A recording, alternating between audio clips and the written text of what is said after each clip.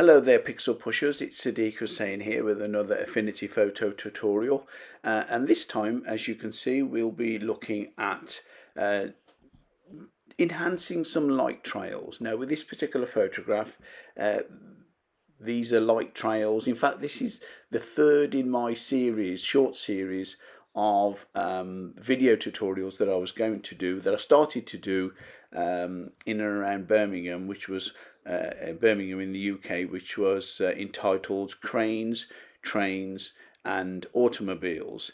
And we'd already done the cranes and the trains, and we still needed to do the automobile. So here we've got some light trails of some vehicles, of buses and trucks and cars, of course, but I've enhanced it. So it's all about enhancing the light trails. And how do we do that? So if I just pull out this layers palette so you can see a little bit better, it looks quite complicated. There's a lot there maybe, but not really. First of all, I've put some titles on, obviously for the purposes of posting the video. So although that isn't part of the video tutorial itself, I can quickly show you that there'll be much more detailed tutorials further down the line. Well, we'll be exploring the use of text and putting text on a path, or distorting text, or making text fit into an image. But this isn't that particular tutorial, but I will talk about that. So really, these top 3 or 4 layers is all about the text. Then we've got a rectangle layer, which is this key line here. So if we just zoom into there, that's that key line there, and we've done that before, so but I can quickly go over that. But really the bulk of the enhanced light trails is in this group here. So if I open up that group, now this rectangle here is simply the number plate here on the car. So I've just obscured the number plate, but I'll show you how to do that if you ever need to do that.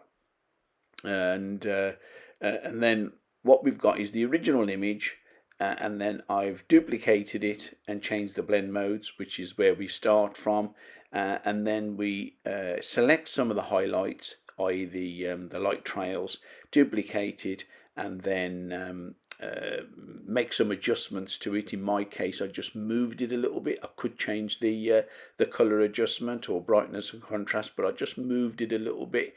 But we'll have a look at that as well. It just adds an extra element to it. So if I just disable these others, so let's just disable the text first of all.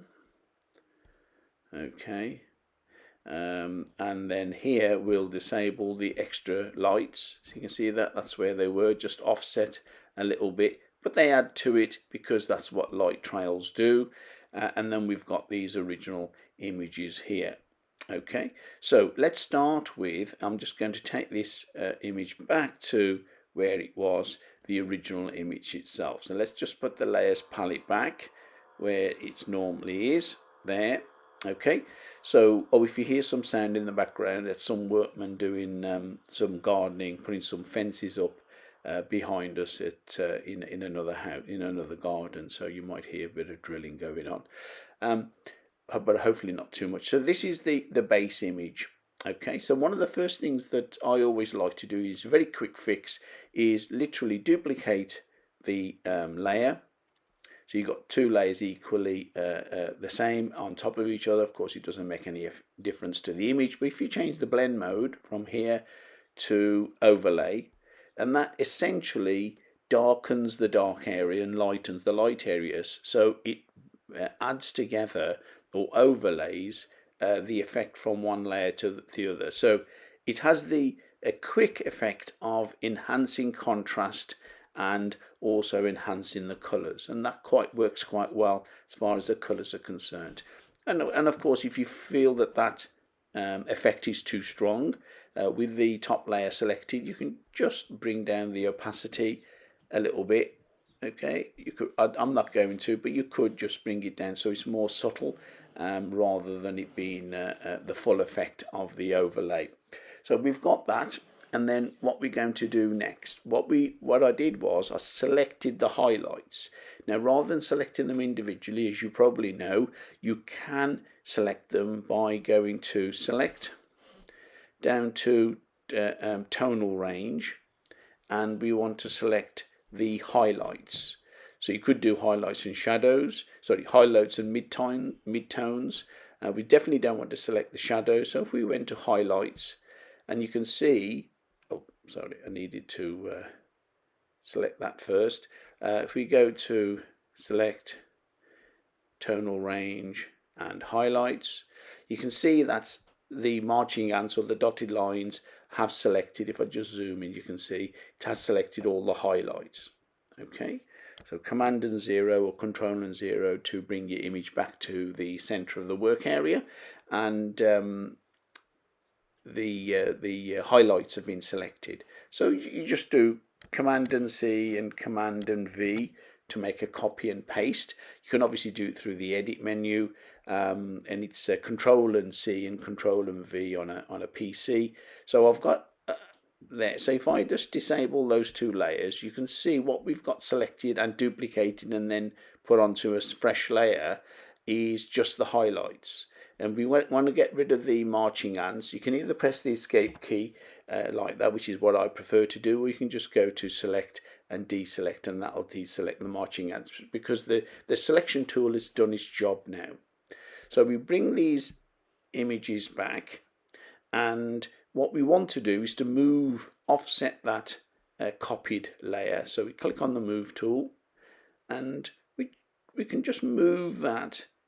Now, we can choose where we want to move it to, but as you can see, it moves all the highlights. Now, you might not want all the highlights to be moved like that, because if you look at the manhole cover here, that's got a duplicate. The lights, street lights, have got a duplicate, and these big main headlights have got a duplicate. And I actually don't want a duplicate of everything. What I'm interested in these light trails here. So what I'll do is, if I just move that to where I want to, let's just move it, say, to there. And there's a bit of an extra interest to it, but I don't want that effect there. So all I do is go to the eraser tool here, erase brush, and make sure you've got the appropriate size brush. And then basically, as long as that layer is selected, and we just erase out where we've moved it, because I want that to be, and also I'm going to erase it out here. And in fact, I'm going to erase it out on these headlights. So I'm being selective of what area I keep, and it's reasonably freehand. And what we get left with, and we don't want anything on the car area either. So just erase there. Okay, and that's okay there. So let's do it on and off now. So that's the offset set of highlights, and you can see it adds quite a bit of an effect here. So I'm happy with that. So if we now group those three layers together, because they've sort of done their job, so we go down to right click and group. Right, okay, now let's do ungroup first, because what I should have done is selected all of them. That's it, and then can't group just one layer. So group all three of those layers. So now they are together. And obviously, if I title that as background or image or photo, something that tells me that's the main photograph. Okay, because we're going to put a border and a key line around it as well afterwards. So what we now want to do is to blur out, for example, this number plate. So as long as we've got that layer selected, and I zoom into there, there's a number of ways obviously you can do this, but one of the ways that I'm going to show you is use this shape tool, use the rectangle tool, and just quickly just draw a rectangle over, roughly, move, swivel it a little bit so it fits the number plate. Okay, and the fill, the stroke, we don't want any stroke to it at all. So we take the stroke out, okay, and the fill, in fact, is what we want it to be, is this orangey colour here. So we take the colour picker and just move it over to there, select it. So that selected those pixels. Then click on that little circle to say that's the colour we want to paint it, and bang, it's done. Okay, so if we deselect that, and that's done a reasonable job. And if you think that because there's a little bit of a demarcation line there, as long as you've got that layer selected, we could just blur it a little bit. So just click on the effects, click on Gaussian blur, and just blur that a little bit. Preserve alpha means it will fill in the pixels near the top. So now that's blurred the edge, and in fact we could probably blur that a bit more. So it just makes it a little bit less noticeable. Okay, so let's just do Command and 0. Just so that number plate is fine. That's been obscured out just by using a shape tool. Okay. Now what we want to do is to make sure we can add a border, an edge around it.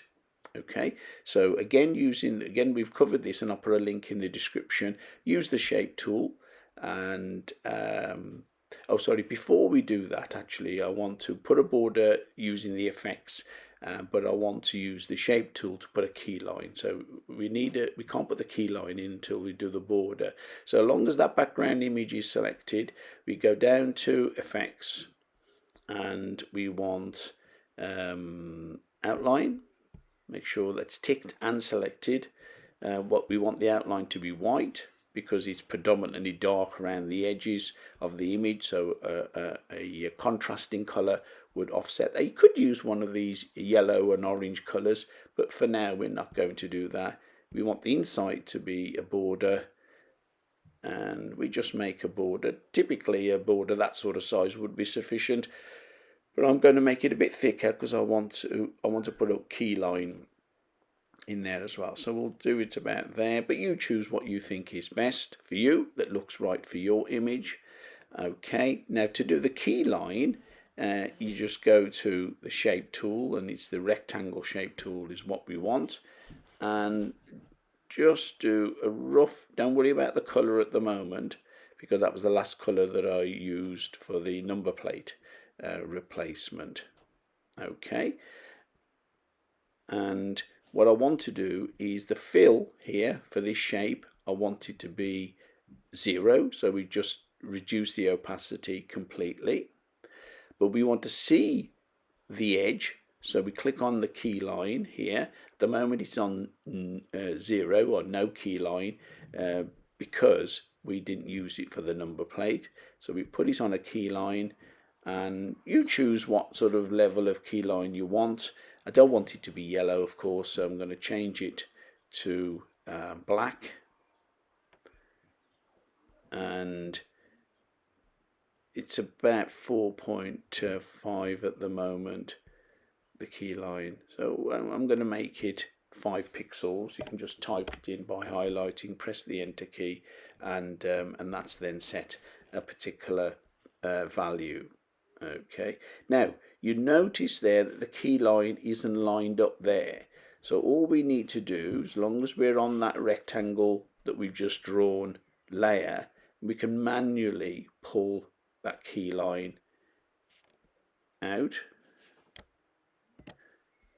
And I'm going to pull that up a little bit, not too much. And then a little bit out to the left as well.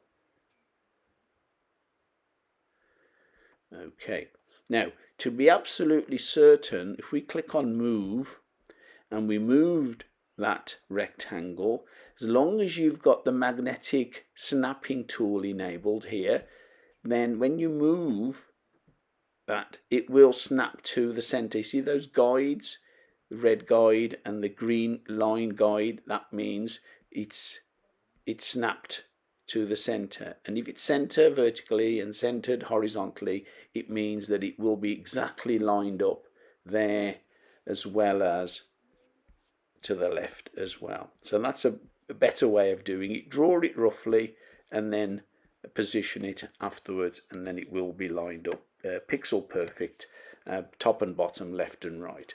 Okay, so that's our key line done. So effectively, this is what you would do. You know, if you want to put text on it, clearly you could, but essentially we're done. And all we've done there is duplicated the background, change the blend mode to overlay, adjust the strength if you want to, selected the highlights using the selection option in here, and then moved it, offset it a little bit, erased it where we don't want to, which is what we've done. And then if we want to obscure anything out, which I did in the number plate, I used the rectangle tool again, and then the shape tool again to draw the key line. Now, drawing that key line using the shape tool isn't quite obvious, but once you've done it a couple of times, it becomes a easy thing to remember. Okay, and there's nothing more to it than that. So I'm just going to quickly show you, if you wanted to write some text and then distort it, how you would do that. So if I just click on and remember, in the text tool, we don't want the frame text tool. That's when you are writing text like in a text frame, as in a word processor, and that isn't appropriate. You want the artistic text tool.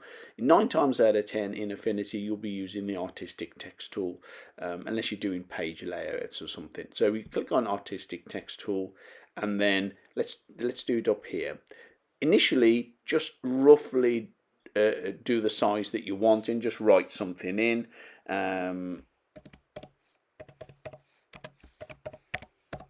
Like trails. It's black at the moment, so excuse me, we just select it all, triple click, change the color, and again, if we use the color picker and we go for, say, this really bright yellow from the image itself, and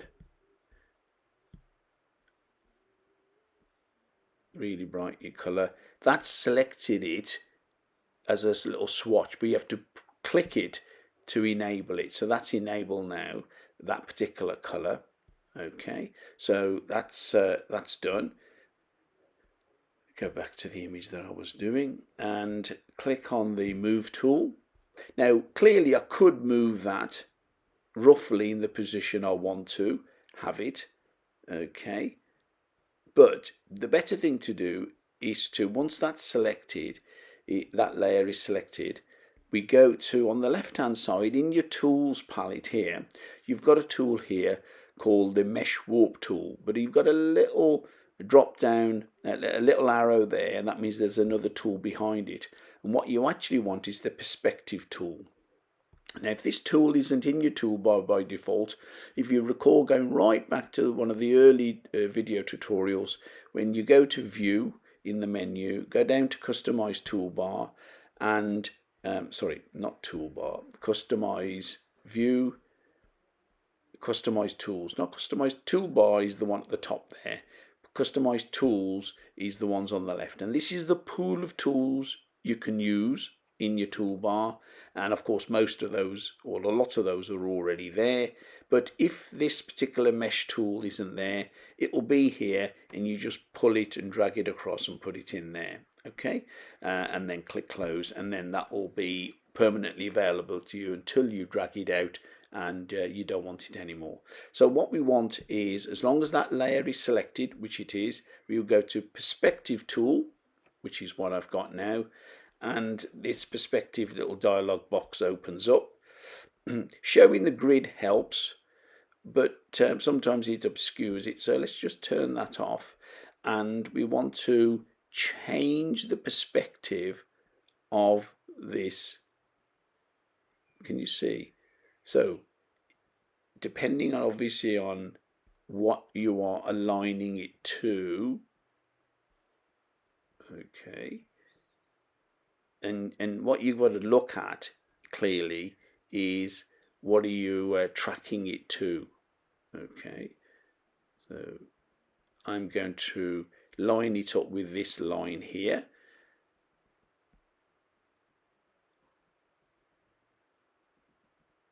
And obviously, as you know, when something recedes away from you, it gets smaller. When something's closer to yourself or the camera eye, it tends to be larger. So that's your guiding principle when you're doing something that's receding away from you. Okay, and then of course you can do that. Okay, so let's say we're happy with that. Click apply, and so straight away you've got that text that's going across like that. Now that's just plain text on a plain background. But if you want to change the nature of that text, remember, if you go to the effects, you can change all sorts of parameters to it. For example, you can give it an outline to it. So we don't want it to be black. Let's give it a little bit of orange outline to match the other colors in the image. And if we just zoom into that, so you can just make it stand out,